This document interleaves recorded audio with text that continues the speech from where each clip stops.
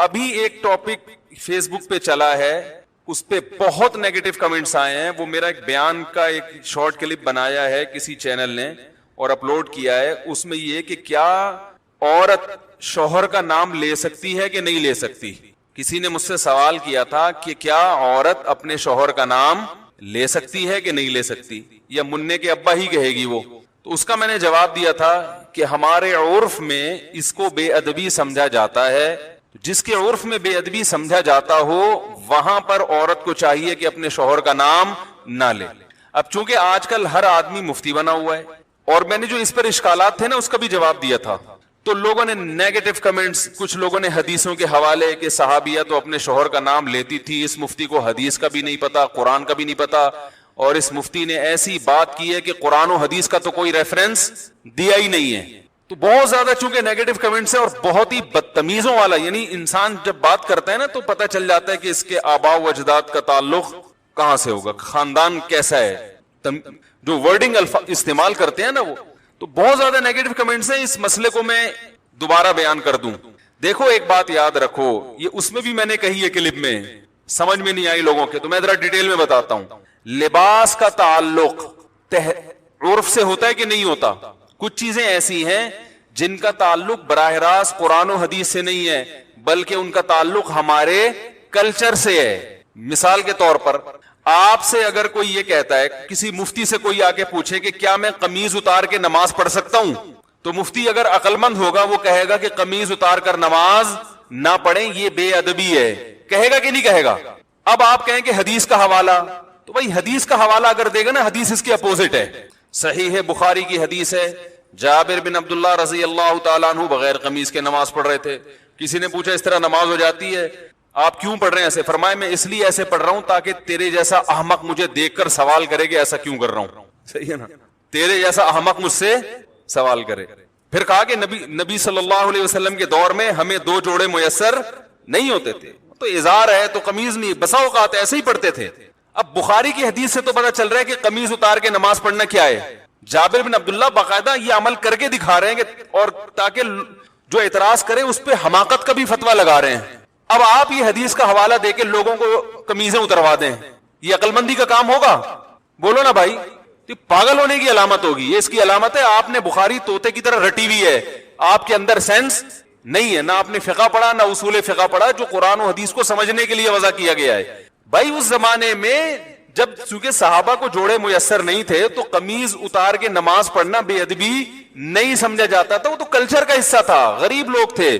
اصحاب صفہ میں ہم دیکھتے ہیں کہ حدیث میں آتا ہے کہ ایک دوسرے کی طرح پشت کر کے بیٹھے ہوئے تھے, کیونکہ لباس سطر ڈھانپنے کے لیے اتنا تھوڑا تھا کہ وہ ایک دوسرے کی طرف رخ کر کے بیٹھنا ان کے لیے مشکل تھا, اتنی غربت تھی. آج کون ایسا غریب ہوگا جو بیچارہ قمیض نہ پہن سکے؟ اور ایک معاشرے میں پورا پراپر ڈریس پہننا یہ ہمارے معاشرے کا کلچر بن چکا ہے, اس کو بے ادبی سمجھا جاتا ہے. کسی تقریب میں آپ بغیر قمیض کے نہیں جا سکتے, تو آپ اللہ کے سامنے بغیر قمیض کے کیسے کھڑے ہوگے بھائی؟ اگر صحابی بغیر قمیض کے نماز پڑھ رہے ہیں تو ایک بڑی اچھی تقریب میں بھی وہ بغیر کرتے کے چلے جاتے تھے. وہ صحیح بخاری کی حدیث ہے, نبی صلی اللہ علیہ وسلم کے پاس ایک صحابی نے عرض کیا, یا رسول اللہ میرا اس خاتون سے نکاح کرا دیں. فرمایا مہر فرمائی یہ لنگوٹا جو میں نے باندھا ہوا ہے. پتا چلا اس نے لنگوٹا پہن کے نبی کی مجلس میں بیٹھے ہوئے تھے, بخاری کی حدیث ہے, اور اسی حالت میں نبی نے آپ کا نکاح پڑھایا تو پتا چلا دولہا کا لباس کیا تھا؟ بولو بھائی, لنگوٹا. اب اگر کوئی مجھ سے پوچھے کہ مفتی صاحب کیا دولہا صرف لنگوٹا پہن کے شادی ہال میں جا سکتا ہے, تو میں کیا کہوں گا؟ جا سکتا ہے کیا؟ میں بولوں گا پاگل ہے, بے دینداروں کا مذاق اڑوائے گا. وہ جائز نہیں ہے اس کے لیے لنگوٹا پہن کے جانا, اس کے لیے پراپر ڈریس پہنے. آپ کہہ سکتے ہیں وہ صحابی تو غریب تھے. بھائی اگر کوئی بہت غریب بھی ہے تو بھی اس زمانے میں ہم اس کو لنگوٹا پہن کے شادی ہال میں جانے کی اجازت نہیں دیں گے, کیونکہ ہمارے عرف میں اس کا تصور نہیں ہے. نہیں یاری بات سمجھ, طوطے کی طرح بخاری مسلم جاہل لوگوں نے رٹ لی ہے, اور علماء کوئی کسی عالم کو نہیں چھوڑا انہوں نے. ابھی میں ایک کلپ سن رہا تھا حضرت مولانا منظور مینگل صاحب کا, بڑا اچھا انہوں نے ایک مدلل بیان کیا. اس پہ لوگوں کے نیگیٹو کمنٹس. ہر آدمی کیا بنا ہوا ہے؟ جاہل ہوگا, مگر اعتراض ایسے کرتا ہے جیسے اس سے بڑا اس کائنات میں کوئی عالم پیدا ہوا ہی نہیں ہے.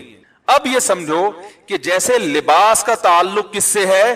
عرف سے. اس میں قرآن و حدیث کا حوالہ نہیں دیا جائے گا. قرآن و حدیث کی اگر بات ہے تو نبی صلی اللہ علیہ وسلم زیادہ تر ازار پہنا کرتے تھے. ازار ایک چادر جو ہوتی تھی.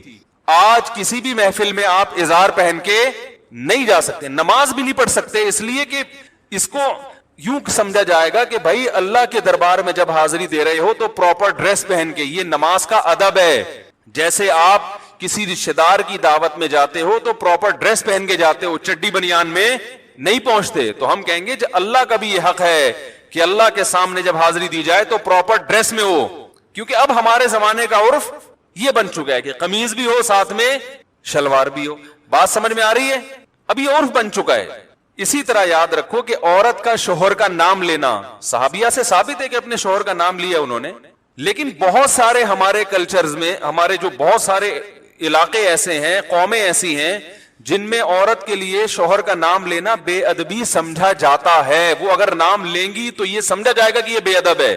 اور ادب کا تعلق بھی کس سے ہوتا ہے؟ عرف سے. اگر یقین نہیں آتا تو آپ یہ دیکھو, ہم یہ کہتے ہیں کہ نبی صلی اللہ علیہ وسلم نے فرمایا. کیا کہتے ہیں؟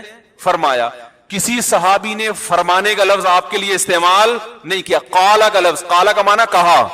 عربی میں فرمانا اور کہا یہ الگ الگ نہیں ہے. قال رسول اللہ صلی اللہ علیہ وسلم, نبی نے کہا. لیکن ہمارے عرف میں یہ کہنا کہ نبی نے کہا, اس کو ادب کے خلاف سمجھا جاتا ہے. ہمارے عرف میں اگر کوئی کہتا ہے عبداللہ بن مسعود نے یوں کہا, عبداللہ بن عمر نے یوں کہا ہے بھائی, تو ہم کہتے ہیں بھائی حضرت لگاؤ. کہتے ہیں کہ نہیں کہتے؟ حضرت لگاؤ, اور بہتر ہے آخر میں رضی اللہ عنہ بھی لگاؤ. کوئی کہ بخاری سے دکھاؤ کہاں حضرت لگانا کہاں سے ثابت ہے؟ بھائی صحابہ کا ادب کرنا تو بخاری مسلم سے ثابت ہے.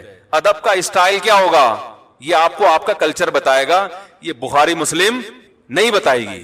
ہر چیز میں بخاری مسلم کا مطالبہ کرنا جہالت ہے.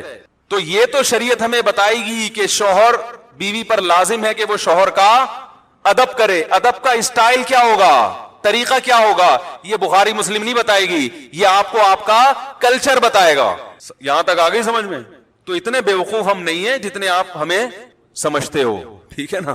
ہم نے بھی پڑھی ہے بخاری مسلم الحمدللہ. اور میرے جو استاد تھے نا شیخ الحدیث, جن سے میں نے 8 سال جن سے اصلاحی تعلق قائم کیا, دن رات ان کی صحبت میں ہم دوزانوں بیٹھ کر صبح و شام ان سے سیکھتے رہے ہیں. انہوں نے 20 سال دارالعلوم کورنگی میں بخاری پڑھائی ہے. نہیں یاری بات, پڑھی نہیں ہے بلکہ پڑھائی ہے. تو کلچر کا تعلق کس سے ہوتا ہے؟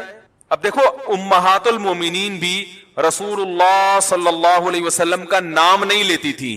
کبھی حدیث میں آتا ہے کہ زوجہ نے کہا یا محمد, آپ کہہ سکتے ہیں اس لیے نہیں لیتی تھی کہ نام لینا ادب کے خلاف, اور وہ چونکہ نبی تھے اور قرآن نے ان کا نام لینے سے منع کیا کہ ایسے مت پکارو جیسے دوستوں کو پکارتے ہو. تو اس سے اتنی بات تو ثابت ہوتی ہے کہ بسا اوقات نام لینا بے ادبی سمجھا جاتا ہے.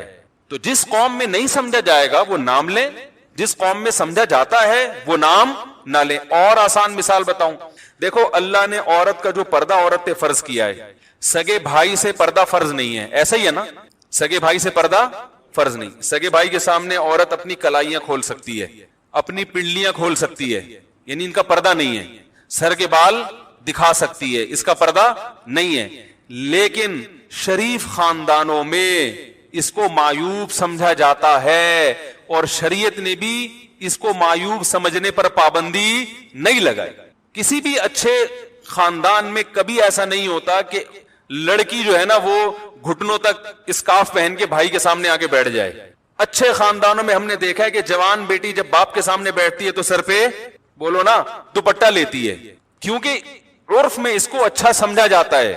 تو ادب کا تعلق کس سے ہے؟ کلچر سے, بہت حد تک کلچر سے, بہت حد تک عرف سے. بعض لوگوں نے یہ بھی نیگیٹو کمنٹس کیے, اشکال کیا ہے کہ اچھا اگر کلچر ہی کو فالو کرنا ہے تو کتنی غلط رسومات ہیں جو شریعت کے خلاف ہیں, پھر تو وہ سب حلال ہو جائیں گی. تو بھائی شریعت کے خلاف ہونا الگ بات ہے, اگر شریعت نے اس کو غلط قرار دیا ہے پھر ہم اس کو غلط کہیں گے, یا اس کے نتائج غلط نکل رہے ہیں تو بھی غلط کہیں گے. عورت اپنے شوہر کا نام لے یا نہ لے, شریعت نے اس میں دونوں چیزیں رکھی ہوئی ہیں. بھائی لے بھی سکتی ہے اور نہیں بھی لے سکتی. شریعت نے یہ کہا بھائی ادب کرو, کسی قوم میں ادب کے خلاف سمجھا جا رہا ہے تو نام نہ لے, ادب کے خلاف نہیں سمجھا جا رہا تو وہ نام لے, کیونکہ اس میں برا نہیں سمجھا جائے گا اس کو. ہم اس کو اس لیے پروموٹ کرتے ہیں اس کلچر کو, نام لینے والے کو, کہ شریعت میں شوہر کا بہت احترام ہے جو آج کل ختم. تو ہم کہتے ہیں کچھ تھوڑے بہت تمیز آداب باقی رہ گئے, اس کو تو باقی رہنے دو, اس کی وجہ سے تھوڑا سا شوہر کا احترام رہے گا. یعنی جو نتائج اس پہ جو مرتب ہو رہے ہیں وہ اچھے مرتب ہو رہے ہیں, وہ برے مرتب نہیں ہو رہے, وہ ایسے نتائج مرتب ہو رہے ہیں جو شریعت چاہتی ہے. جیسے شریعت نے ابا کے سامنے بیٹی کو دوپٹہ لینے کا حکم نہیں دیا مگر پابندی بھی نہیں لگائی. تو جب دونوں راستے ہیں تو ہم کہیں گے شریعت کے مزاج سے زیادہ قریب کیا ہے, دوپٹہ لینا یا نہ لینا؟ لینا زیادہ مزاج کے قریب ہے. اس میں باپ کا احترام ہے, حیا ہے, اور شریعت معاشرے میں حیا کو فروغ دینا چاہتی ہے. تو جو چیز حیا کے زیادہ قریب ہوگی اس کو اپریشیٹ کیا جائے گا, جو حیا سے دور ہوگی اس کی حوصلہ شکنی کی جائے گی, اور اس پر بخاری مسلم کے حوالے مانگنے والے پر جہالت کا فتویٰ لگایا جائے گا. سمجھ میں آ رہی ہے بات؟ اس پر یہ فتویٰ لگایا جائے گا کہ یہ کیا ہے, پاگل ہے. تو اور بہت ساری چیزیں اس بارے میں. تو جو عورتیں شوہر کا نام لیتی ہیں لیں, میں نے یہ تھوڑی کہا کہ گناہ مل رہا ہے یا ناجائز ہے. ادب, اگر کلچر اس کی اجازت نہیں دیتا تو ادب کیا ہے کہ نام نہ لے بھائی. اچھا مجھے یہ بات بتاؤ, بڑے بھائی کا نام لینا, کوئی آپ سے پوچھے کہ بڑا بھائی ہے 10 سال عمر میں آپ سے بڑا ہے, اس کو نام لے کے پکارنا, اگر یہ مسئلہ مجھ سے پوچھا جاتا یا کسی بھی مفتی سے پوچھا جائے گا, وہ کیا کہے گا؟ نام سے پکارنا ادب کے خلاف ہے, بلکہ اس کو بھائی جان کہنا چاہیے, بڑے بھیا کہنا چاہیے. یہی ہے نا. اب آپ کو حدیث میں تو آتا ہے کہ فلاں صحابی نے اپنے بڑے بھائی کا نام لیا ہے بھائی. عربی میں بڑے بھائی کے لیے کوئی بھائی جان جیسا لقب یا اس سے ملتا جلتا کوئی لقب ہمارے علم میں نہیں ہے, وہ تو نام لیتے تھے. اب آپ کہو کہ اس مفتی نے یہ کہا ہے کہ بڑے بھائی کا نام نہ لو, اور اس پر کوئی قرآن و حدیث کی حوالہ اس نے پیش نہیں کیا. یہ سب اندھے مقلد ہیں, یہ صرف اپنی دکانیں چمکانے کے لیے بیٹھے ہوئے ہیں, ان کو قرآن و حدیث بالکل بھی نہیں آتا. الحمدللہ آپ سے زیادہ اچھا آتا ہے اور آپ سے زیادہ اچھا سمجھ بھی سکتے ہیں اس کو. اس لیے ہم یہ کہیں گے کہ چھوٹا بھائی بڑے بھائی کو نام سے نہ پکارے, کیونکہ شریعت میں چھوٹے بھائی کو حکم ہے کہ بڑے بھائی کا ادب کرے. کیسے کرے یہ شریعت نے نہیں بتایا. نام لینا بڑے بھائی کا ہمارے عرف میں ادب کے خلاف سمجھا جاتا ہے, بدتمیز سمجھا جاتا ہے. جو اپنے بڑے بھائی کو بولا ستار ذرا ادھر آنا, بات سننا کیا حال ہے, ستار ذرا پانی لے کر آنا, وہ بولے گا میں تیرا بھائی ہوں, تیرے باپ کی جگہ ہوں, تو آپ بولو گے بھائی جان, بھیا, یہی کہیں گے نا. اس کے لیے بخاری مسلم کے حوالے کی ضرورت نہیں ہوگی. اس کے لیے اتنے حوالے کی ضرورت ہوگی کہ چھوٹے پر بڑے کا احترام لازم ہے. احترام کا اسٹائل کیا ہوگا یہ آپ کو آپ کا کلچر بتائے گا, یہ آپ کو بخاری مسلم نہیں بتائے گی. کیونکہ کلچر چینج ہوتا رہتا ہے ہر زمانے کے لحاظ سے. بڑی بہن کو لوگ کیا کہتے ہیں, نام سے پکارتے ہیں یا آپی آپا باجی کہتے ہیں؟ بخاری میں ہے کہیں کہ بڑی بہن کو نام سے نہ پکارو ہے بھائی؟ ارے بھائی کوئی بڑی بہن آپ سے 20 سال عمر میں بڑی ہو, آپ اس کو نام لے کے بلاؤ, بے ادبی ہے نا. آپ کیا بولو گے؟ آپی باجی. جو تمیز, اگر اچھا خاندان ہے بھائی, اگر نہیں ہے تو پھر میں معذرت چاہتا ہوں. اگر پھر آپ یہ بولو گے بخاری کی حوالہ دکھاؤ, اس کا مطلب آپ کے خاندان میں کوئی پرمپرا آپ کی ہے ہی نہیں, ٹھیک ہے نا, کوئی کلچر ہے ہی نہیں. تو بڑے بھائی کو پشتو میں ورورا کہیں گے, ورورا جب بلائیں گے نا, ورور. اور اردو میں تو اور بڑے ادب تمیز ہیں. اردو میں تو پہلے تو بہت ہی ہوتا تھا, اب تو شارٹ ہوتا جا رہا ہے. اردو میں تو چھوٹی بیٹی کو دختر کہیں گے نا, وہ شادی کارڈ چھپے ہوئے ہوتے ہیں دیکھیں. اب تو نور چشمی کے علاوہ کوئی لفظ سمجھ میں ہی نہیں آتا. اس میں لکھا ہوتا ہے ہماری نور چشمی دخترے کی شادی فرزند انجمن سے قرار پائی ہے. آدمی کا تو پتہ نہیں کیا ہو رہا ہے. تو اردو میں تو اور ہوا کرتا. تو یہ ہر زبان کا کلچر ہے, ہر زبان کا ایک اپنا کلچر ہوتا ہے. دیکھو اردو میں کسی بڑے کو تم سے بات کرو گے بے ادبی ہے, انگلش میں یو کہو گے بے ادبی نہیں ہے. تو ہر زبان کا اپنا کلچر ہے, اس کے حساب سے بات ہوتی ہے. تو ایک اور بات تھی, ہاں رہا یہ مسئلہ کہ اگر کلچر ہی کو فالو کرنا ہے تو کلچر تو بہت جگہوں پہ غلط رہنمائی کرتا ہے, ایسے تو بہت ساری چیزیں ہیں. تو بھائی اگر کلچر شریعت کے خلاف جا رہا ہے, شریعت نے واضح طور پر کہا ہے کہ یہ غلط ہے, پھر کلچر کو فالو نہیں کر سکتے. بعض دفعہ کلچر شریعت کے خلاف نہیں ہوتا, لیکن اس کلچر پہ جو نتیجہ مرتب ہوتا ہے وہ شریعت کے خلاف ہوتا ہے. مثال کے طور پر بارات کا کھانا, اب بیٹی کی شادی پہ جو کھانا کھلایا جاتا ہے یہ شریعت کے خلاف نہیں ہے براہ راست. نبی نے کہیں منع نہیں کیا کہ بیٹی کی شادی کرو تو کھانا نہ کھلاؤ, لیکن کہیں ترغیب بھی نہیں دی ہے, بلکہ ولیمہ کیا ہے. تو جو لڑکے والے کرتے ہیں, تو ہم بارات کو اس لیے نہیں منع کرتے کہ یہ بدعت ہے. بدعت تو وہ چیز ہوتی ہے جس کو دین سمجھ کے کیا جائے. اس لیے بھی منع نہیں کرتے کہ شریعت نے منع کیا. بھائی شریعت اس بارے میں خاموش ہے. ہم کہتے ہیں کہ ایسی رسم ہے جس کے بارے میں شریعت خاموش. تو شریعت کسی چیز کے بارے میں اگر خاموش ہو اور وہ آپ کا کلچر ہو, آپ اس کو فالو کریں, کوئی پابندی نہیں ہے. لیکن اس کو فالو کرنے میں نتائج اگر برے نکل رہے ہیں تو پھر اس کو فالو نہ کریں. کیونکہ بارات کے کھانے کے جو نتائج ہیں وہ کیا ہیں؟ برے ہیں. بیٹی کی شادی مشکل ہو گئی ہے اور شریعت شادی کو کیا بناتی ہے؟ آسان. اس کو آسان رکھا ہے شریعت نے, اس لیے ہم اس سے کیا کریں گے؟ منع کریں گے. تو یہ تمہارے ذمے ہے, بتا رہا ہوں میں تو بیان کر کے بھول جاتا ہوں, پتہ نہیں کوئی ایسا کلپ آتا ہی نہیں مارکیٹ میں, پھر وہ الٹی چیزیں لوگوں کے سامنے آنا شروع ہو جاتی ہیں. تو اس لیے ادب یہی ہے کہ خواتین اپنے شوہر کا نام نہ لیں, لے لیں تو بھی گورنمنٹ کی طرف سے کوئی پابندی نہیں ہے. نہ لیں تو اچھا ہے, اچھا لگے گا, اچھا کلچر پروموٹ ہوگا کہ بھئی شوہر, ان کے ہاں شوہروں سے تمیز سے بات کی جاتی ہے. ٹھیک ہے نا, کتنا اچھا سا بول کے کتنا اچھا محسوس ہو رہا ہے. اگر کوئی یہ ہو کہ یعنی کوئی یہ سن بھی لے کہ ان کے ہاں بیوی اپنے شوہر سے تمیز سے بات کرتی ہے, کہ عجیب سا محسوس ہو رہا ہے کہ نہیں ہو رہا؟ یعنی قیامت کی نشانی لگ رہی ہے آج کل جس اسٹائل میں. پھر بعض نے یہ بھی اصرار کیا کہ شوہر بھی تو بیوی کا نام لے سکتا ہے. تو یہ ایسے ہی ہے جیسے بڑا بھائی جب چھوٹے بھائی کا نام لے سکتا ہے تو چھوٹا بڑے کا نام. بھائی چھوٹے پر لازم ہے کہ وہ بڑے کا احترام کرے, تو شوہر پر لازم نہیں ہے کہ وہ بیوی کا احترام کرے, بیوی پر لازم ہے کہ وہ شوہر کا احترام. ہاں آپ یہ کہہ سکتے ہیں اچھا پھر کیا ذلیل کرے اس کو؟ تو ذلیل بھی نہ کرے, عزت دے, لیکن اس درجے کی عزت جتنی شوہر کی ہوتی ہے تو اسلام میں عورت کی اس سے ایک درجہ کم عزت ہے. بیوی کو بھی عزت دینی چاہیے, اس کا بھی احترام کرنا چاہیے, لیکن قرآن کے مطابق عورت کا درجہ شوہر سے ایک درجہ کم ہے. اس میں کیا حکمتیں ہیں یہ اللہ بہتر جانتا ہے, لیکن اللہ نے بنا دیا یہ سسٹم. یہ نہیں کہ آپ توہین کرنا شروع کر دیں. میں بار بار بیان میں کہتا ہوں, ہم نے اپنے بزرگوں کو, اپنے علماء کو دیکھا ہے کہ اپنے گھر کی زوجہ کا بہت احترام سے نام لیا کرتے تھے, کوئی حاکمانہ لب و لہجہ اختیار نہیں کرتے, اور یہ اسلام نہیں سکھایا ہے.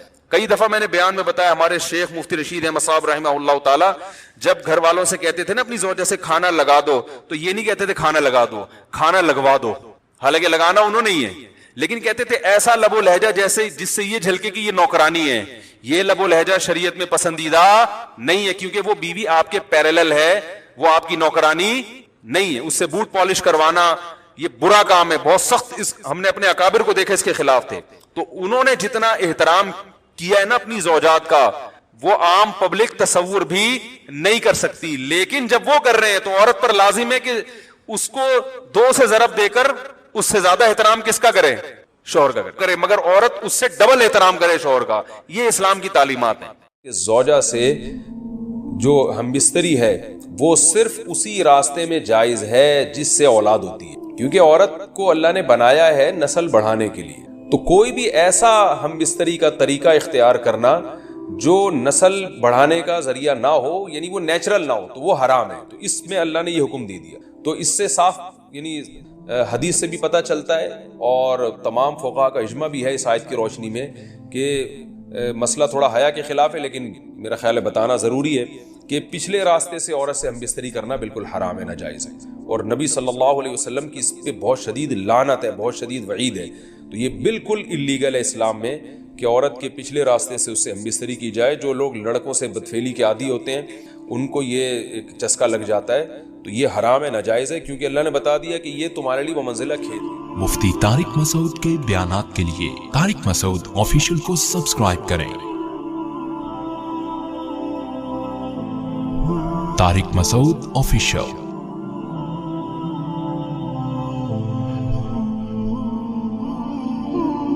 اللہ نے ارشاد فرمایا نساؤکم حرث لکم, تمہاری عورتیں تمہارے لیے بمنزلہ کھیت کے ہیں. حرث عربی میں کھیت کو کہتے ہیں. تو بمنزلہ کھیت کے ہیں.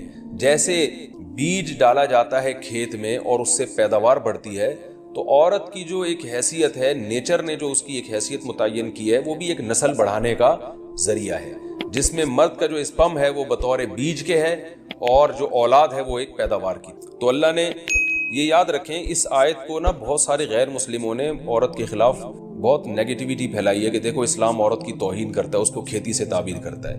تو کچھ لفظ کسی اور زبان میں جب وہ جاتے ہیں نا تو وہ توہین کا معنی دیتے ہیں.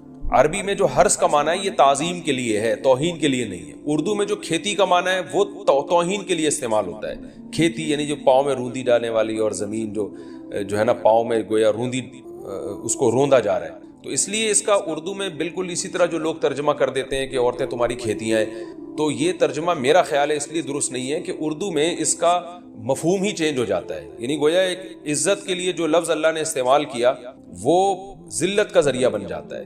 تو اس لیے کسی بھی زبان میں جب ہم کسی بھی لفظ کا ترجمہ کرتے ہیں تو اس زبان کے ہمیں محاوروں کو دیکھنا چاہیے کہ اس زبان میں یہ لفظ کس معنی میں استعمال ہو رہا ہے۔ مثال کے طور پر ہو سکتا ہے کتا کا لفظ کسی زبان میں وفاداری کے لیے استعمال ہوتا ہو، کسی کو لوگ ڈاگ کہتے ہوں تو اس کا مقصد ہوتا ہے وفادار انسان ہے، لیکن ہمارے یہاں اردو میں گالی ہے وہ، اور آپ بولیں کہ بھئی وہ فلاں قوم ڈاگ کہتی ہے تو ہم کتا کہیں گے، تو آپ جب اس کا ترجمہ اردو میں کریں گے تو کتے سے نہیں کر سکتے۔ تو اسی طرح یہ عربی کا جو لفظ ہے اس میں بھی یہ چیز غور یعنی ملحوظ رہنی چاہیے۔ تو اس لیے اس کا ترجمہ کیا جائے گا تمہاری عورتیں تمہارے لیے پیداوار بڑھانے کا ذریعہ ہیں، نسل بڑھانے کا ذریعہ ہیں۔ فاتو حرثکم، تم اپنے اس نسل بڑھانے کے ذریعے کے پاس آؤ، انا شئتم جیسے چاہو، وقدموا لانفسکم، اور اپنے نفسوں کے لیے آگے بھیجو، یعنی اولاد کی نیت سے آیا کرو زوجہ کے پاس، اور آخرت کے لیے انتظام کرو، یعنی اولاد پیدا کر کے جو تاکہ دنیا اور آخرت میں تمہارے لیے، فیوچر میں تمہارے لیے کام آئے، دنیا بھی داخل ہے آخرت بھی داخل ہے۔ تو یہ آیت کا بھی ایک شان نزول ہے کہ صحابہ کرام تو چونکہ جو خواتین تھیں مکہ میں صدیوں سے وہ لوگ آباد تھے، ان کے سفر خاص طور پہ عورتوں کے سفر بہت ہی کم ہوا کرتے تھے، تو جب ہجرت ہوئی ہے اور جو ہے نا ہجرت کر کے بہت ساری صحابیات مدینہ آئی ہیں، تو مدینہ میں ان کے نکاح دوسری قوموں میں ہوئے، پھر انصار صحابہ سے بھی ہوئے، تو چونکہ تقویٰ تھا ان خواتین میں، للہیت تھی، تو بعض جگہ ایسے واقعات ہوئے کہ میاں بیوی کے جو آپس کا ریلیشن ہوتا ہے، ظاہر ہے وہ ہر قوم میں اور ہر جو ہے نا شخص کا مزاج دوسرے سے مختلف ہوتا ہے، تو بعض مردوں نے اس طرح سے اپنی زوجات کے ساتھ ہم بستری کی کہ ان خواتین کو پھر اشکال ہوا کہ پتہ نہیں اس طرح سے ہم بستری کرنا جائز بھی ہے یا نہیں ہے، تو انہوں نے نبی صلی اللہ علیہ وسلم سے یہ مسئلہ پوچھا کہ یا رسول اللہ ہمارے شوہر ہمارے پاس اس طرح سے آتے ہیں تو کیا یہ جائز ہے یا نہیں، تو ان کے سوال کو بھی مبہم رکھا گیا، اور قرآن نے اس کے جواب کو بھی کنایتاً بیان کیا، کیونکہ مسئلہ بظاہر حیا کے خلاف ہے، تو قرآن جب بھی کوئی ایسی بات ہوتی ہے تو اشارتاً کنایتاً اس کا تذکرہ کر دیتا ہے تاکہ مسئلہ بھی واضح ہو جائے، کیونکہ ظاہر ہے اس کی ضرورت تو قیامت تک آنے والے انسانوں کو پڑ سکتی ہے نا، یہ تو ہر میاں بیوی کا اپنا ایک ذاتی مسئلہ ہوتا ہے کہ ہمیں کس طرح سے پرمیشن ہے، کس طرح سے پرمیشن نہیں ہے، تو اللہ تعالیٰ نے بھی اشارتاً ہی اس حکم کو قرآن میں بیان کر دیا، اور قرآن میں اس لیے بیان کیا کہ تاکہ اس میں کوئی اجتہادی اختلاف کی گنجائش نہ رہے۔ تو اللہ نے قرآن مجید میں بیان کیا، فرمایا نساؤکم حرث لکم، تمہاری جو ازواج ہیں، تمہاری جو بیویاں ہیں، وہ تمہارے لیے بمنزلہ کھیت ہیں۔ کھیت کا مطلب کیا ہوتا ہے؟ پیداوار بڑھانے کا ذریعہ۔ تو اس میں سب سے پہلا مسئلہ تو قرآن نے یہ بیان کر دیا کہ زوجہ سے جو ہم بستری ہے وہ صرف اسی راستے میں جائز ہے جس سے اولاد ہوتی، کیونکہ عورت کو اللہ نے بنایا ہے نسل بڑھانے کے لیے، تو کوئی بھی ایسا ہم بستری کا طریقہ اختیار کرنا جو نسل بڑھانے کا ذریعہ نہ ہو، یعنی وہ نیچرل نہ ہو، تو وہ حرام ہے۔ تو اس میں اللہ نے یہ حکم دے دیا، تو اس سے صاف یعنی حدیث سے بھی پتہ چلتا ہے، اور تمام فقہاء کا اجماع بھی ہے اس آیت کی روشنی میں کہ مسئلہ تھوڑا حیا کے خلاف ہے، لیکن میرا خیال ہے بتانا ضروری ہے کہ پچھلے راستے سے عورت سے ہم بستری کرنا بالکل حرام ہے، ناجائز ہے، اور نبی صلی اللہ علیہ وسلم کی اس پہ بہت شدید لعنت ہے، بہت شدید وعید ہے، تو یہ بالکل اللیگل ہے اسلام میں کہ عورت کے پچھلے راستے سے اس سے ہم بستری کی جائے۔ جو لوگ لڑکوں سے بدفعلی کے عادی ہوتے ہیں ان کو یہ ایک چسکا لگ جاتا ہے، تو یہ حرام ہے، ناجائز ہے، کیونکہ اللہ نے بتا دیا کہ یہ تمہارے لیے بمنزلہ کھیت کے ہیں۔ تو اس میں قرآن نے وہ جو سوال تھا نا اس کی طرف اشارتاً جواب دے دیا، اور آگے فرمایا فاتو حرثکم، تم اپنے کھیت کے پاس آؤ، یعنی پیداوار بڑھانے کا جو ذریعہ ہے اس جگہ کی طرف آؤ، انا شئتم جیسے چاہو، یعنی باقی جس طرح سے تم چاہو زوجہ سے ہم بستری کر سکتے ہو، اس میں کوئی خاص طریقہ متعین نہیں ہے، میاں بیوی کا ایک دوسرے سے کوئی پردہ نہیں ہے، ہن لباس لکم وانتم لباس لہن، یہ دونوں ایک دوسرے کے لیے لباس ہیں، تو اس میں طریقہ کار کوئی بھی ہو سکتا ہے، کسی بھی طرح سے کرنا چاہو ایک دوسرے سے لطف اندوز ہو سکتے ہو، لیکن فاتو حرثکم آنا موضع حرث میں ہے، حرث کا مطلب وہ اس جگہ کی طرف آنا ہے جہاں سے نسل بڑھتی ہے، کسی اور راستے کی طرف. اس سے صاف طور پر جو ہے نا وہ جو فاسق فاجر لوگوں کی جو برائی ہے، جو لڑکوں سے بدفعلی کے نتیجے میں پیدا ہوتی ہے، اس کا اللہ نے قلع قما کر دیا کہ اس کی اسلام میں بالکل اجازت نہیں ہے. باقی طریقہ کار کیا ہوگا یہ تمہارے اوپر، اس کی اللہ نے تمہیں اجازت دی ہے. وَقَدِّمُوا لِأَنفُسِكُمْ، اور چونکہ بار بار حرث کا تذکرہ ہو رہا ہے کہ نسل بڑھانے کا، اس لیے اللہ نے فرمایا کہ قدموا لانفسکم، اپنی ذات کے لیے فیوچر میں انتظام کرو. قدموا کا مطلب آگے بھیجو اپنی ذات کے لیے سرمایہ. کیا مطلب؟ کہ جب زوجہ سے ہم مستری کرو تو نیت اولاد کی ہونی چاہیے، تاکہ وہ اولاد دنیا میں بھی اور آخرت میں بھی تمہارے لیے ذخیرہ بن جائے. تو یہ نسل بڑھانے کی بہت زبردست ترغیب ہے اس آیت میں. اور اس آیت میں اللہ نے عورت کا کہ بہت ساری ذمہ داریوں میں سے ایک بڑی ذمہ داری کا بھی بیان بتا دیا کہ عورت کو اللہ نے بنایا ہے. جو مرد اور عورت کا جو فرق رکھا ہے نا، اس فرق کی بڑی وجہ یہی ہے کہ مرد کے اسپم کو اللہ نے بیج کے طور پہ پیدا کیا ہے اور عورت کو اللہ نے زمین کے طور پہ. تو بیج اور زمین کے ملاپ کا بنیادی مقصد ہی نسل بڑھانا، پیداوار بڑھانا ہوتا ہے، نہ یہ کہ نسل روکنا.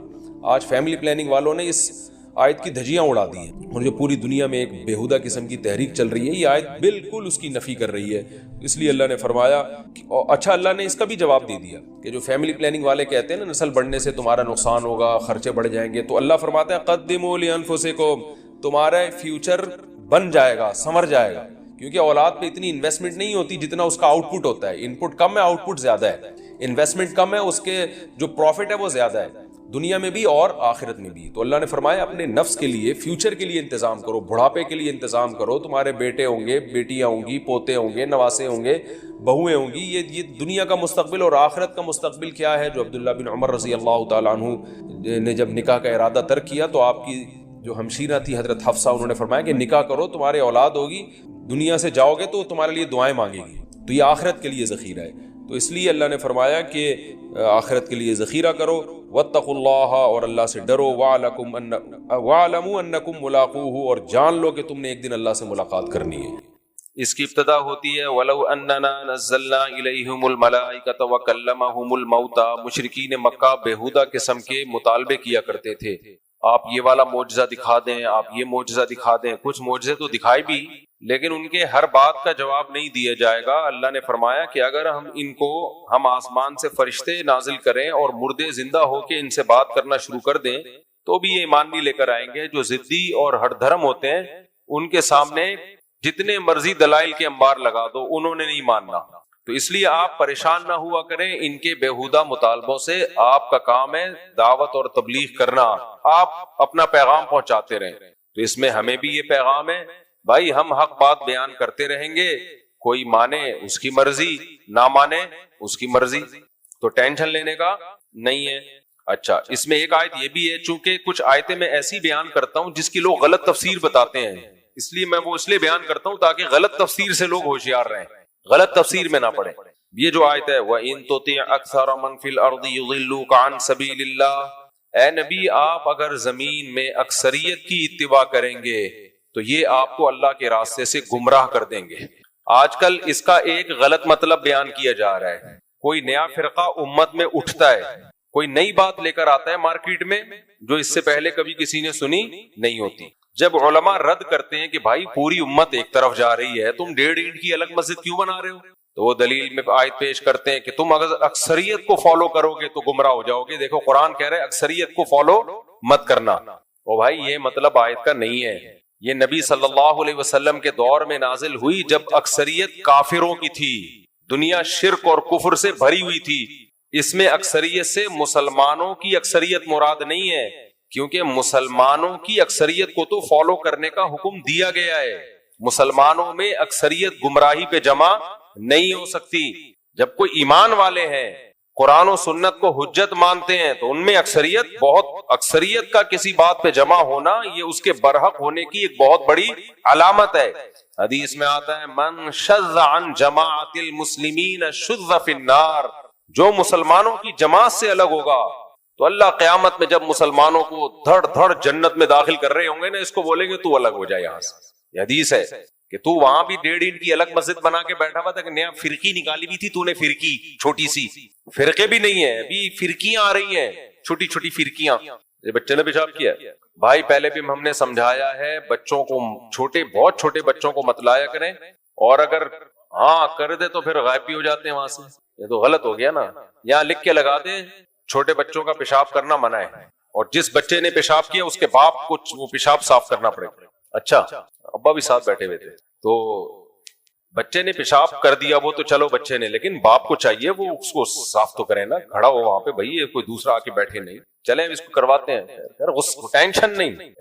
شنگیری صاحب, ہاں لوگ تو جو ہو رہے ہیں ان کو اتنا غصہ نہیں آ رہا نا آپ کو, سر ٹینشن نہ لیں. تو یہاں لکھ کے لگا دیں بھائی, کل لگوا دیں نا یہاں پہ کوئی بورڈ لگوا دیں. میں نے تو پہلے بھی کہا ہے بورڈ بھی لگوا دیں, اور کیمرے میں پھر دیکھیں, کیمرے چاروں طرف لگے ہوئے ہیں, یہ کس دن کام آئیں گے. اب اس دفعہ تو معاف کر دیا, اب اگر کسی بچے نے پیشاب کیا تو کیمرے میں ہم نکالیں گے, اس کے ابا کی تصویر فیس بک پہ شائع کریں گے, ہاں کہ دیکھو یہ اپنے بچے کو لایا تھا, بچہ پیشاب کر کے نکل لیا یہاں سے, اور یہ ابا بھی پتلی گلی سے نکل لیے. تو یہ حل ہے. تو میں یہ کہہ رہا تھا چھوٹی چھوٹی فرقیاں نکل رہی ہیں, فرقیاں. جب ان سے کہا جائے کہ تم ایک نئی چیز مارکیٹ میں لائے ہو یار, تو وہ جواب میں کہتے ہیں دلیل کو فالو کرو, دلیل کو یہ مت دیکھو اکثریت کیا کہتی ہے, دلیل ہی کو فالو کرو. لیکن دلیل اس طرف تھی تبھی تو اکثریت اس طرف گئی ہے. تو جس کو آپ دلیل کہہ رہے ہو وہ آپ کے خود ساختہ دلیل ہے, وہ آپ کو لگ رہا ہے دلیل.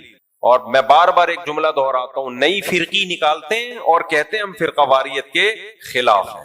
خلاف ہوتے تو پرانوں کو ختم کرتے نا, نیا تھوڑی نکال لیتے. یہ منجن ہے منجن, اس زمانے میں یہ بہترین طریقے سے منجن چل رہا ہے. وہی جملہ بس ایک سینٹنس کر کے پھر آگے چلتا ہوں. ہمیں لوگ کہتے ہیں فقہ حنفی ایک فرقہ ہے, تو میں اکثر ایک جواب دیتا ہوں, اس دن شاید بیان چلا نہیں, کوئی کرپٹ ہو گئی تھی فائل, کیا ہو گیا واللہ عالم. تو اگر ہم فرقہ ہوتے ہیں نا تو ہم بعد میں آتے, آپ پہلے ہوتے. ہندوستان میں, برما میں, انڈیا میں, پاکستان میں, افغانستان میں اسلام تو حنفی لے کر آئے ہیں, تبھی حنفیوں کی کوئی پہلی مسجد نہیں دکھا سکتا اس پورے خطے میں کہ یہ احناف کی پہلی مسجد ہے نا. جس دن اسلام آیا اسی دن سے احناف کی مسجدیں ہیں, کیونکہ لائے ہم لوگ تھے, ہمارے باپ دادے لائے تھے. احناف کے علاوہ اس پورے خطے میں جتنے فرقے ہیں ان کی پہلی مسجد دکھائی جا سکتی ہے. فیس بک پہ شائع بھی ہوتی ہیں تصویریں کہ یہ ہمارے فرقے کی پہلی مسجد ہے جو دہلی میں فلاں سن میں جس کی بنیاد رکھی گئی. تو احناف کی نہیں آپ دکھا سکتے پہلی مسجد. تو اسلام ہم لے کر آئے ہیں میرے بھائی, اور ہمیں کیا بنا کے پیش کر دیا, فرقہ. ایک بات تو یہ ہو گئی. تو ان تطیع اکثر من فی الارض یضلوک عن سبیل اللہ کا مطلب سمجھ میں آیا کہ اکثریت سے مراد غیر مسلم اور مسلم ملا کے پوری دنیا میں اس وقت جو تھے. مسلمانوں میں اکثریت اس سے مراد نہیں ہے, اور خاص طور پہ اہل سنت والجماعت میں, اہل سنت والجماعت میں ان میں تو اکثریت کا ہونا ایک بہت بڑی علامت ہے کہ یہ حق پر ہیں. دوسری بات, اسی صورت میں ایک اور آیت آئی ہے, اس کو بھی لوگ غلط پیش کرتے ہیں. آج کل ایک فیس بک پہ ایک نئی چیز آئی ہے مارکیٹ میں, اس کو مجھے لگ رہا ہے ابھی وہ بھی ایک نیا فرقہ لانچ کرنے والا, وہ بھی لا رہا ہوتا ہے آیتیں, دیکھو یہ آیتیں مولوی یہ کہتے ہیں, یہ آیتیں مولوی, نیچے کسی نے لکھا ہے کہ نئی جہلم والی سرکار آ گئی ہے. نیچے لوگ بھی اپنے تبصرے کر رہے ہوتے ہیں. تو بیوہ لگتی نہیں ہے کہیں سے بیوہ, وہ تو اس کا بھی نیا حکیم قبلہ حکیم سے شادی ہوئی نا, تو پتہ نہیں حکیم صاحب کا ہونے والا کیا ہے. تو مجھے غصہ اس عورت پہ اس لیے کہ اپنے شوہر کی برہنہ ویڈیو شائع کی اس نے. کوئی عورت یہ کام کرے اس کی عزت اب سوسائٹی میں ختم.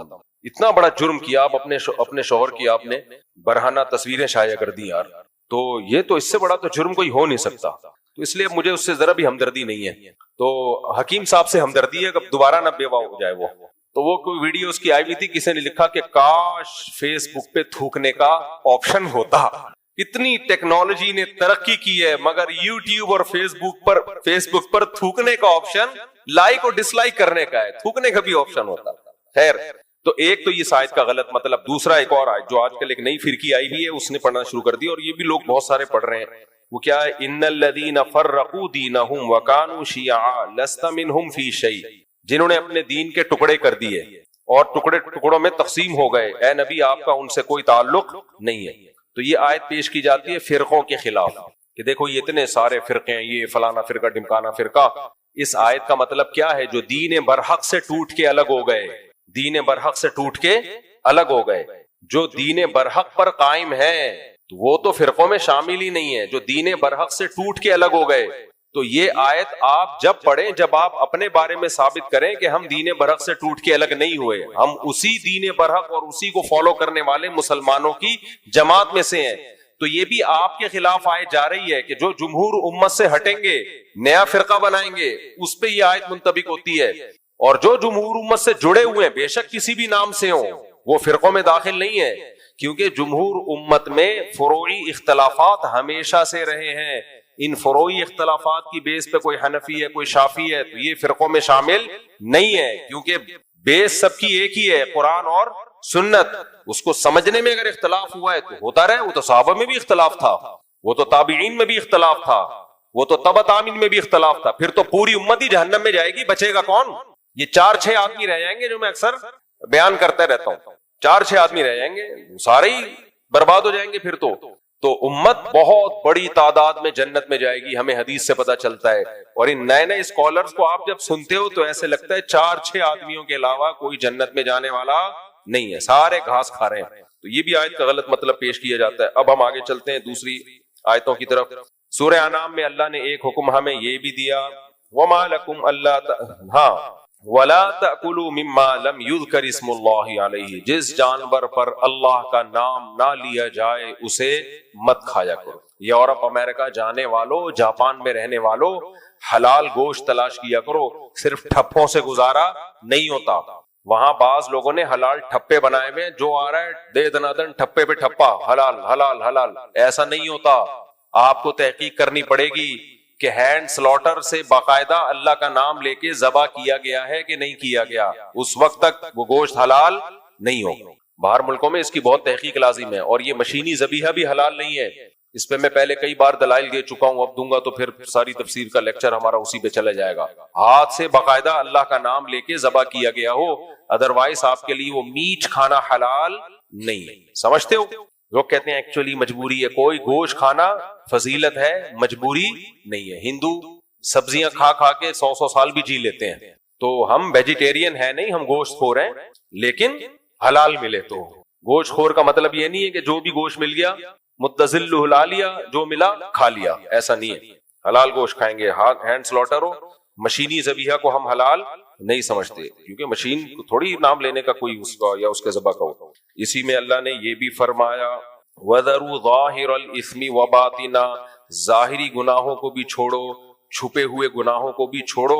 إِنَّ الَّذِينَ يَكْسِبُونَ الْإِثْمَ سَيُجْزَوْنَ بِمَا كَانُوا يَقْتَرِفُونَ، جو گناہ کر رہے ہیں نا ان قریب اس کی سزا بھی ملے گی۔ آج اللہ کی رحمت کا ایسا تصور بنا کے پیش کیا جاتا ہے کہ بھائی اللہ بہت غفور الرحیم ہے، جو مرضی کرتے رہو وہ سب کیا کر دے گا؟ معاف کر دے گا۔ اللہ نے تو نہیں کہا کہ تم جو مرضی کرتے رہو میں معاف کر دوں گا، اللہ نے کہا بھائی میں سزا دوں گا، اللہ ہی کہہ رہے ہیں، میں تو نہیں کہہ رہا نا۔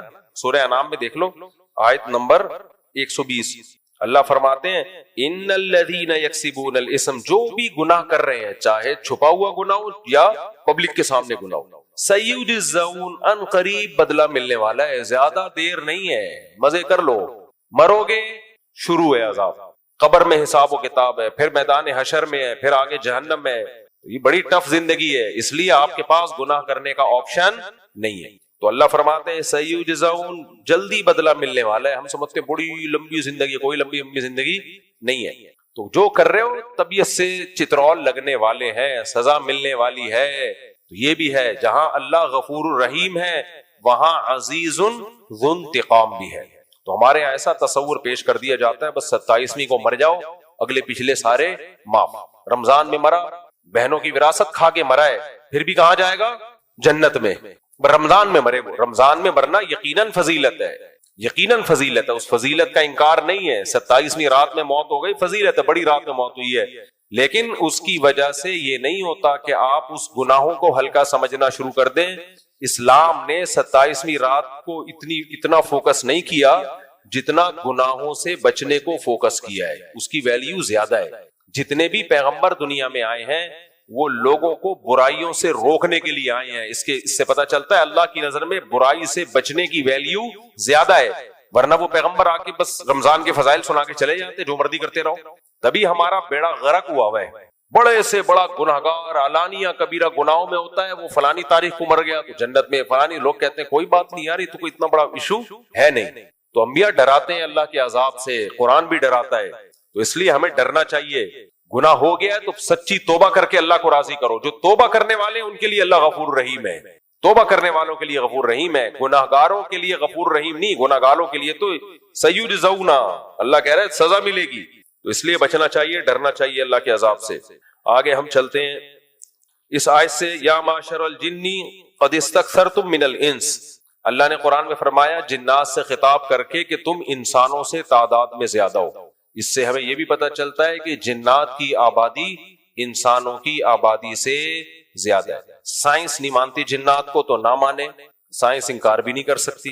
بھائی جو چیز آپ کی پہنچ سے بالاتر ہے تو آپ کو کیا پتا وہ ہے یا نہیں ہے. سائنس نے کبھی یہ دعویٰ کیا ہی نہیں ہے کہ ہم نے سب کچھ ہمیں پتا چل گیا ہے. بہت ساری مخلوق اللہ نے ایسی بنائی ہے جو مادی مخلوق ہی نہیں ہے, تو وہ ٹریس کیسے. قرآن مجید میں ہے ان اللہ لا یستحی من الحق, کہ اللہ تعالیٰ حق بات بیان کرنے سے حیا نہیں کرتے.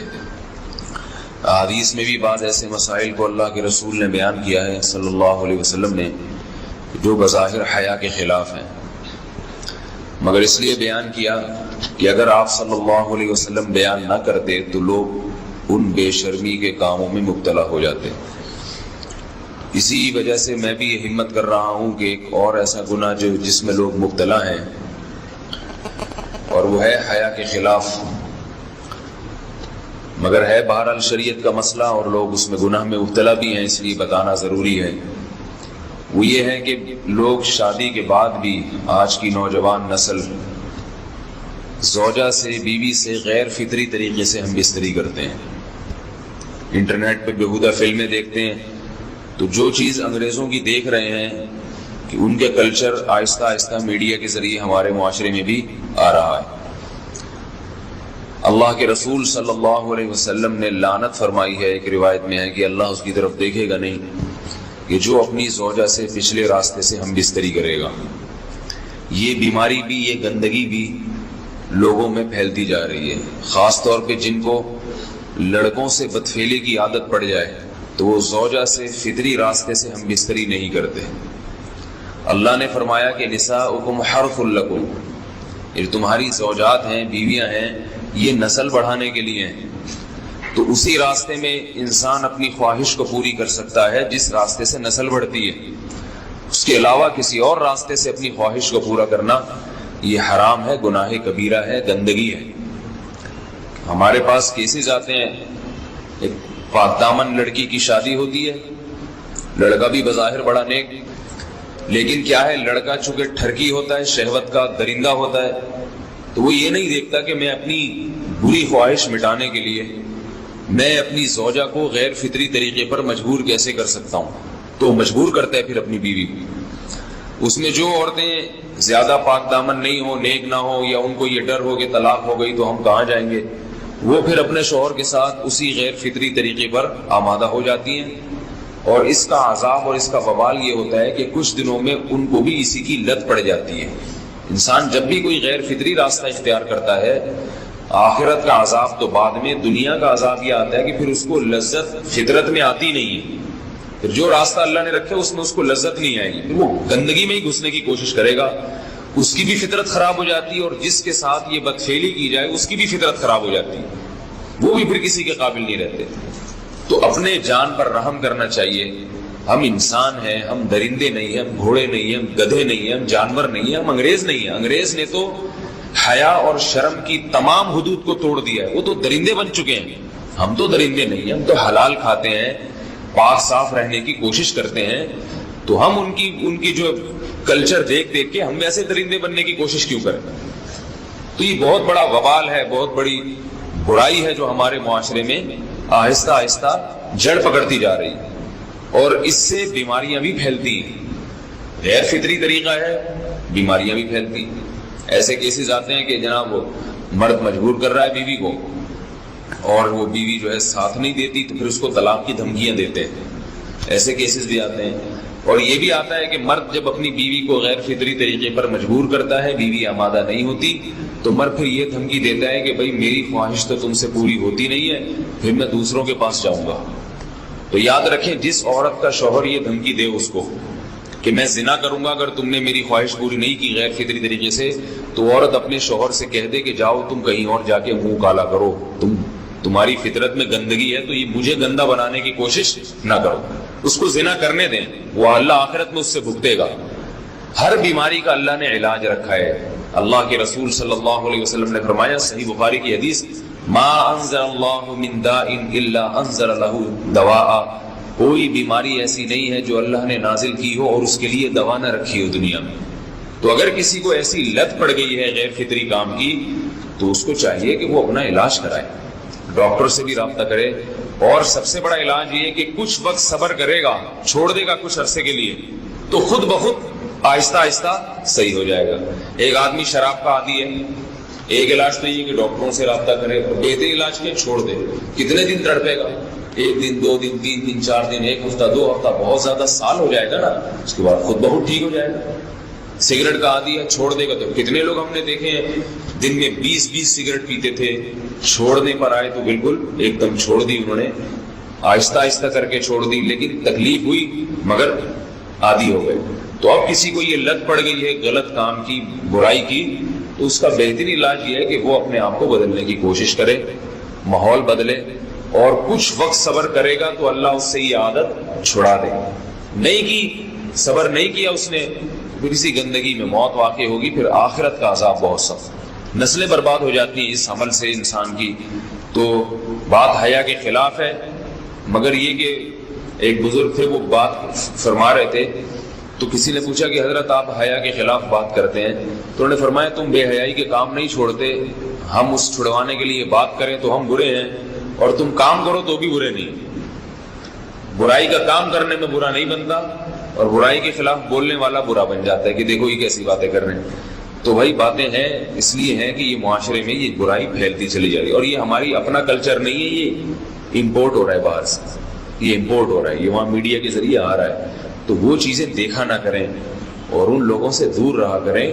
ہمیں تو دین کا داعی ہو کے ان کو ہدایت پر لانا تھا, بجائے ہم ہدایت پہ چل کے دوسروں کو چلانے والے بن کے ان کے راستے پہ ہم نے چلنا شروع کر دیا. اللہ تعالیٰ ہمیں اب دیکھیں ان کے ہاں ایڈز کا مرض پھیل گیا ہے. آپ بتائیے یہ ایڈز کا مرض ہمارا ہے کیا؟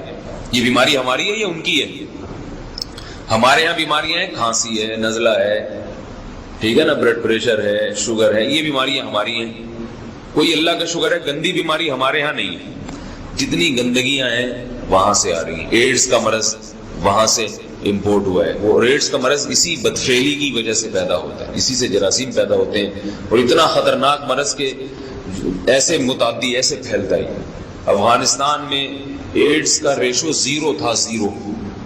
وہ جانتے نہیں تھے کہ ایڈز کا مرض ہوتا کیا ہے. جب سے امریکن آرمی, برطانیہ آرمی افغانستان میں آئی ہے, فوجی آئے ہیں, افغانوں میں ایڈز کا مرض پھیل گیا ہے. انہوں نے وہاں بدفعلیاں شروع کر دی ہیں. تو وہ تو حالانکہ ان کے لیے زنا کتنا سستا ہے, کتنا سستا ہے نا ان کے لیے زنا, پھر بھی وہ لڑکوں کی طرف مائل ہوتے ہیں. تو اتنی گندگی, ایسا گندا جب انسان بن جائے پھر اللہ اس کے وجود کو برقرار نہیں رکھتے, اور رکھتے ہیں تو پھر آخرت میں سزا دینے کے لیے اپنے آپ کو ان گندگیوں سے بچانا چاہیے, حلال پہ اکتفا کرنا چاہیے. اللہ تعالیٰ ہمیں حلال پہ قناعت کی توفیق عطا فرمائے اور پاکیزہ لوگوں میں ہمارا شمار فرمائے. تو میرے بھائی زنا کا بھی ایسا ہی ہے, تھوڑی دیر کا مزہ ہے, لیکن جو نیچرل مزہ تھا, آپ کا گھر بار آباد ہو, محبتیں ہوں, میاں بیوی کا ریلیشن, عورت کو شوہر پہ اعتماد, شوہر کو بیوی پہ اعتماد, یہ لبرل لوگوں میں یہ سب اعتماد کی ایسی کی تیسی. میں تو ایسے ایسے حالات جانتا ہوں جو سیکولر لبرل, نام نہاد لبرل ہے نا, جو بڑے براڈ مائنڈڈ بنتے ہیں کہ ہم ملاؤں کو نہیں مانتے, ملا کے ایسے ان کے حالات ہوتے ہیں. بڑی لبرل سی ایک انٹی سے شادی کر لی, کسی پہ میں الزام نہیں لگا رہا, چپ رکھ رہے ہوتے ہیں ان کے پرسوں میں بیگم کے کہ یہ جو کہہ کے جا رہی ہے کہ میں طارق روڈ مارکیٹ میں شاپنگ کرنے جا رہی ہوں, تو لوکیشن سے ہم ٹریس کریں گے کہ یہ جا بھی وہاں رہی ہے. یار جب بیوی پہ یہ شک پیدا ہونا شروع ہو جائے تو لائف تو گئی نا, ختم نا. بیوی پہ یہ شک کیوں ہو رہا ہے؟ کیونکہ اپنی حرکتیں ٹھیک نہیں ہیں, اپنی حرکتیں ٹھیک نہیں ہیں. ان کو پتا ہے کہ ہم جب برے ہیں, ہم ادھر ادھر پتہ نہیں کام مکالا کرتے ہیں, تو ہماری بیوی بھی ہو سکتا ہے کر رہی ہو. تو یار یہ کوئی زندگی ہے؟ سوچو. ہے عورت کو شوہر پہ اعتماد نہیں ہے کہ پتہ نہیں یہ جمشید کا نمبر ہی ہے یا جمشیدہ ہے یہ, اور مرد کو بیوی پہ اعتماد نہیں ہے کہ پتہ نہیں یہ سلطانہ ہے یا اصل میں اوریجنل سلطان نہ ہو کہیں ہے. تو یہ کوئی زندگی ہے؟ اس کو تھوڑی ریلیشن بولتے ہیں. اس سے تو بہتر تھا کہ تم شادی نہ کرتے یار. ایسے شکوک ایک دوسرے پہ. شوہر باہر ملک چلا جاتا ہے, وہ بیوی پہ شک کر رہا ہوتا ہے, میں یہاں ہوں پتہ نہیں وہ کیا کر رہی ہے وہاں. عورت کو اس پہ شک ہوتا ہے کہ وہ وہاں پتہ نہیں کیا غلغباڑے کر رہا ہے. یہ ہے مذہب سے بغاوت کا بولو نتیجہ. یہ اللہ دنیا میں زانی کو عذاب دیتا ہے کہ وہ تھوڑی دیر کی لذت. اچھا وہ تھوڑی دیر کی لذت بھی پہلی دفعہ میں اس کو لگے گی, اس کے بعد وہ اس کا عادی ہو جائے گا. تبھی تو یہ جو گورے جو ہومو سیکسولیٹی کی طرف آئے ہیں, کیوں آئے ہیں؟ یہ نائٹ کلبوں میں زنا کر کر کے تھک گئے ہیں. اب ان کو بورنگ ہے یہ.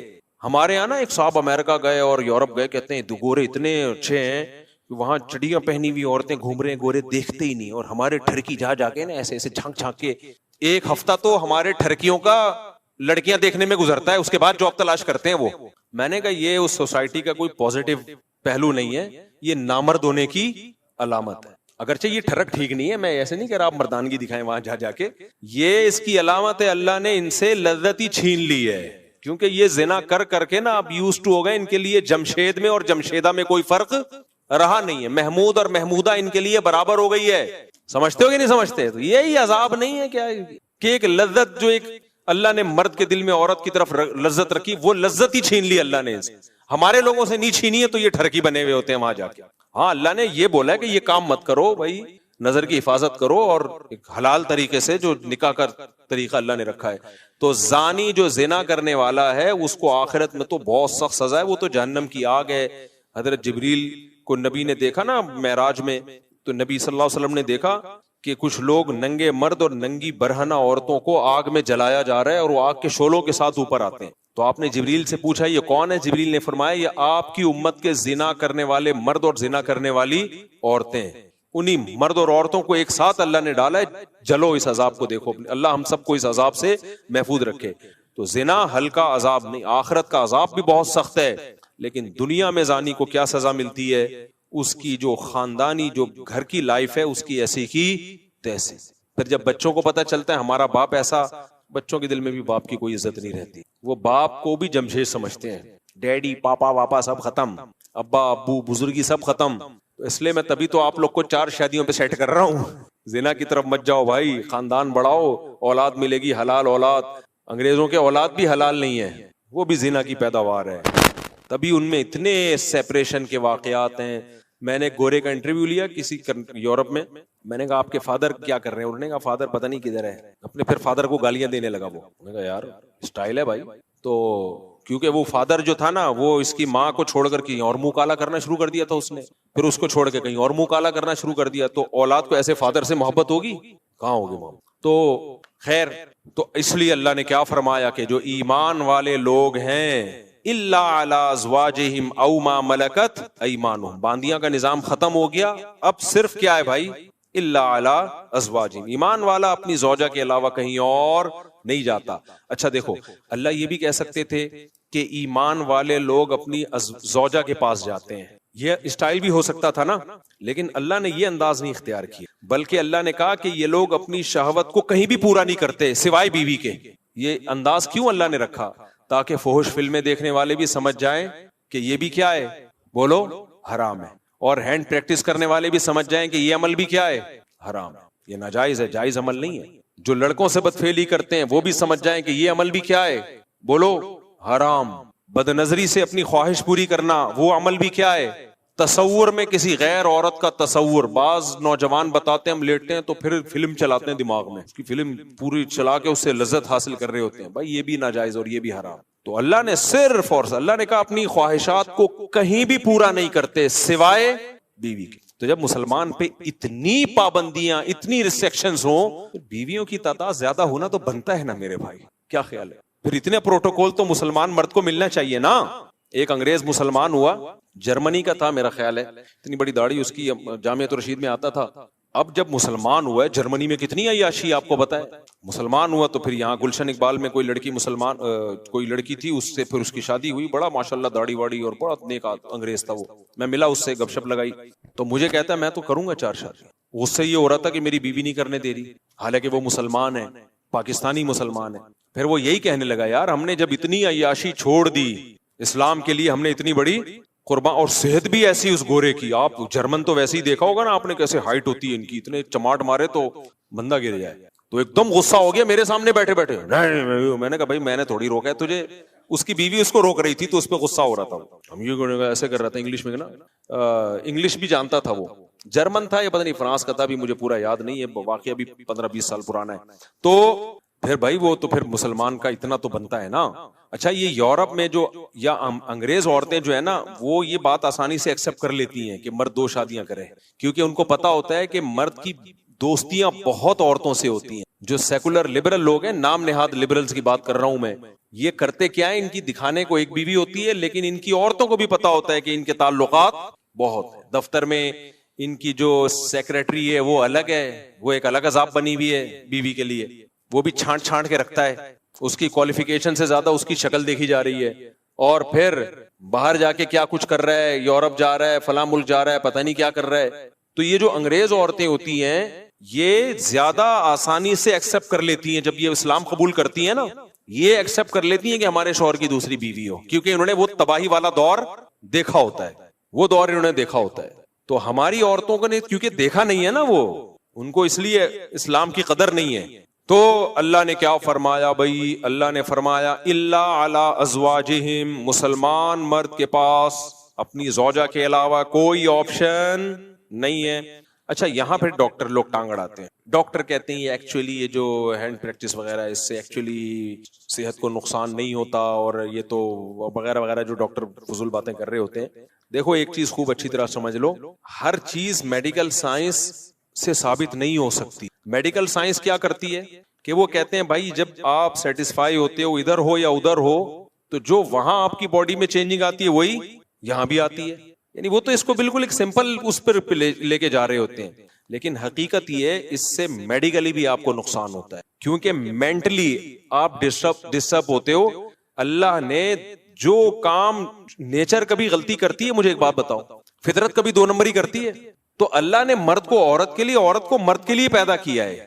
اگر یہ خواہش آپ کی ہاتھ کے ذریعے یا کسی اور طریقے سے پوری ہوگی تو یہ ہو نہیں سکتا کہ آپ ذہنی طور پر آپ ڈسٹرب نہ ہو, یہ ہو نہیں سکتا, یہ ناممکن ہے. اللہ نے ہمارے لیے دودھ کو پیدا کیا ہے یا چرس کو پیدا کیا ہے؟ دودھ کو پیدا کیا. دودھ پیتے رہو, مینٹلی کوئی دماغ میں کوئی خرابی آئے گی آپ کے؟ بھائی یہ نیچرل ہے نا, انڈے کھاتے رہو, پراٹھے کھاتے رہو, چاول کھاتے رہو, روٹی کھاتے رہو, کچھ بھی نہیں ہوگا. آپ زیادہ مزے کے چکر میں چرس پہ آ گئے, باڈی کو نقصان ہو یا نہ ہو, سب سے پہلے کھوپڑی خراب ہوگی آپ کی. تو یہ جو ہاتھ سے خواہش پوری کرنے کی جن کو عادت پڑتی ہے یہ مینٹلی ڈسٹرب ہوتے ہیں. اب وہ کیسے ہوتے ہیں ایک الگ ٹاپک ہے, میں زیادہ یہ اس کو ڈیپ میں جا کے نہیں بیان کرتا. ان کی شادی شدہ لائف بہرحال متاثر ہوتی ہے, یہ ہو نہیں سکتا کہ وہ متاثر نہ ہو. اب لوگ کہہ رہے ہوتے ہیں کہ مثالیں دے رہے ہوتے ہیں فلاں کو اس کی عادت تھی لیکن شادی شدہ لائف میں کوئی متاثر نہیں ہوا. بھائی وہ یہ تو جب ہوگا جب کمپیئر کر کے دیکھو کہ جو یہ کام نہیں کرتے ان کی شادی شدہ لائف اور جو کرتے رہے ان کی لائف, دونوں میں بڑا فرق ہوگا. آپ کمپیئر کیسے کرو گے؟ تو جب انسان مینٹلی کسی اور جگہ اپنے آپ کو سیٹ کر لیتا ہے تو اس کو اس سیٹنگ سے نکلنے میں ٹائم لگتا ہے بہت زیادہ. میرے پاس کتنے نوجوان آئے ہیں جن کو عادت ہو گئی تھی, بہت زیادہ عادت ہو گئی, تو وہ اتنے ڈسٹرب ہوئے, وہ کہہ رہے ہیں ہم اسی کام میں سیٹسفائی زیادہ ہوتے ہیں. تو یہ خود ایک آپ کے یہ اس کی علامت ہے کہ آپ کی جو دماغی صحت ہے وہ بری طرح متاثر ہوئی ہے اس سے. اس لیے وقتی طور پر اگر باڈی کو کوئی نقصان ہو بھی رہا ہو نا, جیسے ڈاکٹر کہتے ہیں کہ آپ اپنی خواہشات پہ جو کنٹرول کر رہے ہو اور اس کو پورا نہیں کر رہے تو آپ کا جسم بھی متاثر ہوگا, بھوک نہیں لگے گی, تو یہ وقتی نقصان ہے. یہ شادی کے بعد یہ سارے سائیڈ افیکٹ ختم ہو جائیں گے, لیکن اگر غلط طریقے پہ سیٹ ہو گئے نا تو وقتی طور پہ یقیناً کچھ فائدے حاصل ہو سکتے ہیں, لیکن دائمی طور پہ اس کے نقصانات ہوں گے. اور سب سے بڑی بات یہ یار, ایک چیز میں اگر فائدہ ہو بھی صحت کو بالفرض, لیکن جب ہمارے لیے وہ اللہ نے حرام قرار دے دیا تو بس مسلمان کے لیے یہ نقصان کافی ہے, یہ نقصان کافی ہے مسلمان کے لیے. صحابہ نے شراب کے بارے میں نبی سے پوچھا تھا, مشرکین مکہ کہا کرتے تھے کہ شراب میں تو بہت سارے فائدے بھی ہیں, اسلام نے شراب کو حرام قرار دے دیا, لیکن شراب پی کے باڈی میں طاقت آتی ہے, کتنے ڈپریشن ٹینشن ہو, جب شراب پیتے ہیں تو سارے غم ہم بھول جاتے ہیں. تو اللہ نے کوئی زیادہ لمبا چوڑا جواب نہیں دیا قرآن میں. اللہ نے فرمایا اثمہما اکبر من نفعہما, ان میں جو گناہ ہے وہ ان کے فائدوں سے زیادہ ہے. اور دوسری بات ایک ذہن میں یہ بھی رکھو کہ میڈیکل سائنس کا ٹاپک اخلاقیات نہیں ہے. مثال کے طور پر آپ کسی ڈاکٹر سے پوچھو کہ کہ ڈاکٹر صاحب زنا کرنے میں صحت کو کوئی نقصان ہے, تو ڈاکٹر کہے گا نہیں بھائی, بیوی کے پاس جانا اور زنا کرنا دونوں میں ایک جیسی انرجی یوز ہوتی ہے, تو کوئی نقصان نہیں ہے. یہ ڈاکٹر یہ بات کیوں کرے گا؟ اس لیے کہ اخلاقیات ڈاکٹر کا ٹاپک نہیں ہے. لیکن مذہب آپ کو بتائے گا زنا کرنے میں نقصان کیا ہے, جہنم کی آگ ہے. اگر 4 گواہوں سے ثابت ہو گیا تو 100 کوڑے ہیں, اور اگر شادی شدہ ہونا ثابت ہو گیا تو زمین میں گاڑ کے پتھروں سے مار کے ہلاک کیا جائے گا اس کو. اتنا بڑا جرم ہے یہ. تو ہر چیز ڈاکٹروں سے پوچھنے کی نہیں ہوتی, کیونکہ یہ آج کل نا لوگ ڈاکٹر سے پوچھ رہے ہوتے ہیں, ڈاکٹر صاحب مجھے یہ عادت پڑ گئی ہے. ڈاکٹر کہتے ہیں وہ پتہ نہیں خود کیا کر رہا ہوتا ہے, بہرحال وہ کہتے ہیں کہ کرتے رہو. تو اور لڑکوں کو ڈاکٹروں نے اس میں بگاڑ دیا, خراب کر دیا. تو ہمارے لیے بھائی اللہ کا قانون بہت ہے. ہاں یہ ضرور ہے کہ جن لڑکوں کو اس کی عادت پڑ جائے نا, تو یہ عادت جلدی چھوٹتی نہیں ہے. تو جن کو عادت نہیں پڑی ہے وہ اپنے آپ کو اس عذاب سے بچائیں. اور میں گارنٹی سے کہتا ہوں کہ جب ان کی شادی ہوگی, نکاح ہوگا ان کا, وہ زیادہ اچھی لائف گزاریں گے, زیادہ اچھی لائف گزاریں گے. ایک تو وہ شادی کا انتظار کریں گے پاگلوں کی طرح, صحیح ہے نا, انتظار کریں گے وہ. تو وہ اپنے آپ کو بچائیں اس سے, یہ سوچ کے نہ کریں کہ ایک دفعہ کرنے میں کیا ہوتا ہے. جس نے اس برائی کو ایک دفعہ کیا وہ پھر پڑ گیا اس میں ہمیشہ کے لیے. تو بچائیں, جن کو عادت نہیں ہے وہ بچائیں اپنے آپ کو اس برائی سے, اور جن کو عادت پڑ گئی ہے وہ چھوڑنے کی کوشش کریں. اور یہ یقین کر لیں کہ چھوڑنے کی کوشش کریں گے تو انشاءاللہ یہ گناہ چھوٹ جائے گا. چھوٹا نہیں تو کم ہو جائے گا, کم نہیں تو شادی کے بعد چھوٹ جائے گا. لیکن اگر چھوڑنے کی کوشش نہیں کی نا تو پھر نہیں چھوٹتا یہ. تو اور چھوڑنے کی کوشش میں کیا ہے, کسی شیخ سے اصلاحی تعلق قائم کریں. حضرت فیروز میمن صاحب ہیں, شاہین اثر حضرت حکیم اختر صاحب کے خلفاء میں سے ہیں, جامع الرشید میں مولانا قاسم صاحب ہیں. کسی اللہ والے سے اصلاحی تعلق قائم کریں, اپنے خیالات کو پاکیزہ کریں. اور جب بھی گناہ ہو اپنے آپ پر کوئی سزا رکھیں, کوئی روزے کی یا کوئی صدقہ وغیرہ کی سزا رکھیں, تو اس سے آہستہ آہستہ یہ گناہ بولو چھوٹ جاتا ہے. اور پھر بھی نہیں چھوٹ رہا تو مایوس نہ ہو, کوشش نہیں چھوڑنی ہے, کیونکہ اس کوشش کا پتہ ہے کیا فائدہ ہوگا.